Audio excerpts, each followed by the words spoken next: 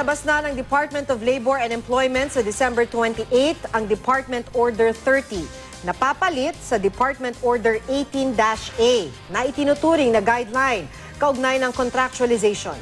Ayon kay Secretary Silvestre Bello III, hindi nila matatanggal ang contractualization dahil pinapayagan naman ito ng batas. Pero sa ilalim ng bagong utos, ipagbabawal na ang subcontracting at i-require na ang mga labor agency na mag-extend ng 3 buwang half-salary assistance sa mga empleyado nilang mae-endo o end of contract.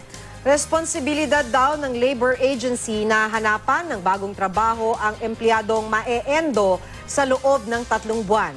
Kapag hindi nila ito nahanapan ng kapalit na trabaho, kailangan nilang bigyan ng separation pay ang nag-endo. Pero hindi raw sakop ng bagong department order ang mga construction worker na talagang project-based lang ang trabaho. Hindi rin daw kasama rito ang mga ospital. Yung wala na talaga yung endo. Talagang wala ka na makitang trace ng endo yan. Pagkatapos yung contractual arrangement, it will be governed by this new DO 30.